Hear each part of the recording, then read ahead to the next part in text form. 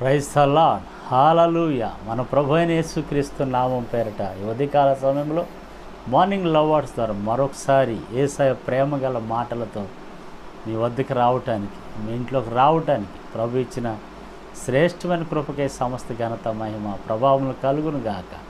దేవుని బిడ్డలారా, ఎలా ఉన్నారు? ప్రతి ఉదయం ఈ మాటలు మీ ఆత్మీయ క్షేమాన్ని, ఆదరణ, శాంతి, సమాధానాన్ని, సంతోషాన్ని, ఆశీర్వాదాన్ని కలగజేస్తున్నాయని నమ్మి మిమ్మల్ని బట్టి దేవునికి స్తోత్రాలు చెల్లిస్తున్నాం. ప్రతి మాట మీ ఆత్మీయ మేలు కొరకు, మన ఆత్మీయ మేలు కొరకు దేవుడు మనల్ని ప్రేమించి మనతో మాట్లాడుతున్న మాట. మీరు మిస్ అవ్వద్దు. షేర్ చేయండి, లైక్ ఇవ్వండి, సబ్స్క్రైబ్ చేయని వాళ్ళైతే సబ్స్క్రైబ్ చేయండి. ఈ పరిచర్యకు సహకరించండి. ప్రభుకు స్తోత్రం. ఈ ఉదయకాల సమయంలో దేవుడు మనతో మాట్లాడే మాట కీర్తన గ్రంథం 50వ అధ్యాయము 15వ వచనం. ఆపత్కాలమున నీవు నన్ను గూర్చి మొరపెట్టుము, నేను నిన్ను విడిపించేదను, నీవు నన్ను మహిమపరిచేదవు. ఆమేన్. ఆపత్కాలమున నీవు నన్ను గూర్చి మొరపెట్టు, నేను నిన్ను విడిపించేదను, నీవు నన్ను మహిమపరిచేదవు. ఆపత్కాలమున మొరపెట్టు, నేను నిన్ను విడిపిస్తా, నీవు నన్ను మహిమపరిచెదవు. దేవుడు ఒక మంచి వాగ్దానాన్ని మనకి ఈ రోజున ఇస్తూ ఉన్నాడు. మొరపెట్టండి. ఆపత్కాలంలో ఆపదలు అనేక రకాలుగా మనకు ఉంటాయి. రకరకాల ఆపదల్లో కొన్నిసార్లు మనం చిక్కుపోతాం, ఆపదల్లో పడిపోతాం. మనుషుల ద్వారా మనం చేసినటువంటి పొరపాటులను బట్టో, తప్పులను బట్టో ఆపదలో చిక్కుకొని మనం కొన్నిసార్లు బాధపడతాం. అయ్యో, పొరపాటు జరిగిందే, అయ్యో తేడా పడ్డానే, అయ్యో నేను ఇది చేయకుండా ఉన్నట్టయితే బాగుండేదే, ఈ చిక్కులో నేను పడిపోయాను, ఈ ఆపదలో పడిపోయాను, నేను ఎలా బయటికి రావాలి, నేను ఎలా విడుదల పొందాలి అని చెప్పేసి చాలామంది బాధపడతూ ఉంటారు.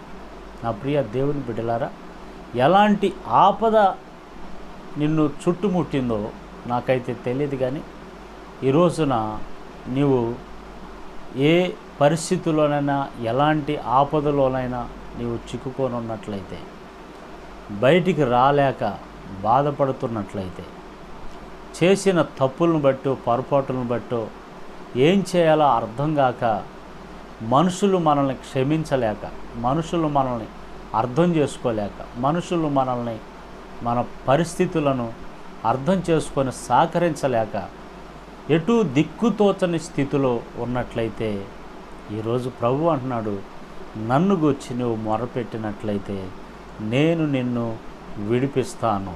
ఆమేన్, హల్లెలూయా. ప్రభు నిన్ను విడిపించటానికి ఆయన సిద్ధంగా ఉన్నాడు.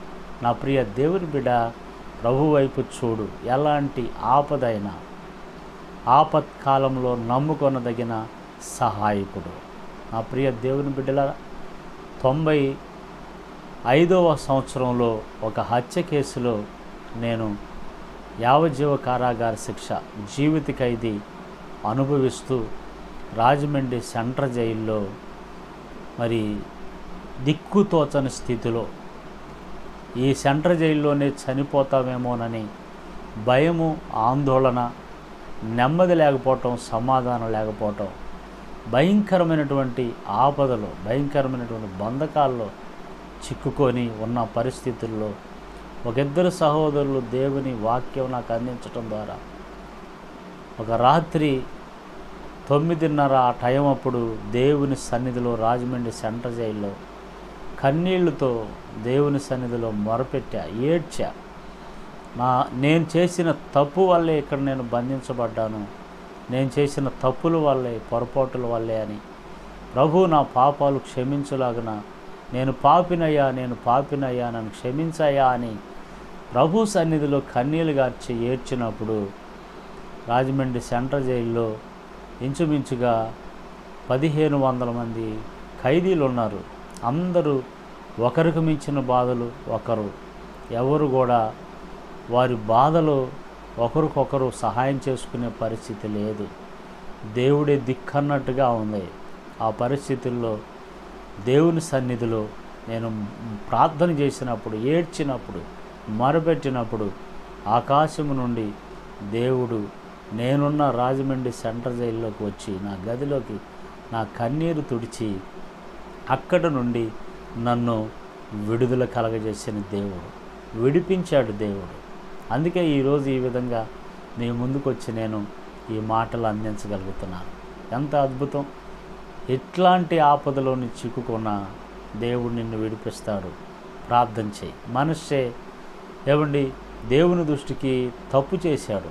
దేవుడు అషూరు రాజు చేతికి మనష్షే ఇజ్రాయెల్ రాజు అప్పగించాడు.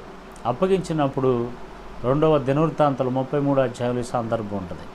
అతని చేతులకి సంఖ్యలు వేసి తీసుకెళ్ళి బంధించి వాళ్ళ దేశంలో పెట్టినప్పుడు మనష్షే యెహోవా వైపు చూసి శ్రమలో అతను ప్రభువుని గుర్తు చేసుకొని, దేవుణ్ణి గుర్తు చేసుకొని మొరపెట్టి ఏడ్చి కన్నీళ్లు గార్చి, ప్రభువా నా తప్పు నేను ఒప్పుకుంటున్నానయ్యా, యెహోవా దేవా నన్ను విడిపించాయి అన్నప్పుడు దేవుడు మనష్షే ఆపదను మరణ విని మనష్షేని విడిపించాడు. మరలా తీసుకెళ్ళి ఇజ్రాయేల్ దేశంలో పెట్టి రాజుగా ఉంచాడు. నా ప్రియ దేవుని బిడ్డ, ఈరోజు అదే దేవుడు నీతో నాతో మాట్లాడుతున్నాడు.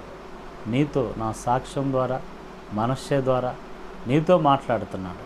మమ్మల్ని విడిపించిన దేవుడు మిమ్మల్ని విడిపించడా? మీ ప్రార్థన వినడా? మీ మొర వినడా? ఎట్లాంటి ఆపదైనా ప్రార్థన చేయి. ప్రభు సన్నిధిలో కన్నీళ్లు గార్చు, ఏడువు. దేవుడు నీ మొర వింటాడు. రక్షింపగ నేరకుండానట్లు యెహోవా హస్తాలు కొరచగాలేదు, విననేరకుండానట్లు ఆయన చెవులు మందం కాలేదు. ఆ పాపం ఏదైతే అడ్డుగా ఉందో దాన్ని తొలగించి వేసుకో. ఆ పొరపాటుని, ఆ తప్పుల్ని ప్రభు సన్నిధిలో ఒప్పుకో, క్షమాపణ పొందు. నీ ఆశీర్వాదానికి, నీ విడుదలకు ఏది అడ్డుగా ఉందో దాన్ని యేసు నామంలో విడుదల కలుగునట్లు ప్రభు సన్నిధిలో ఒప్పుకో. యేసు రక్తం నీ మీద, నీ కుటుంబం మీద, నువ్వు ఉన్న ఆపద మీద పడి విడుదల కలుగునుగాక, విడిపించబడుదుగాక.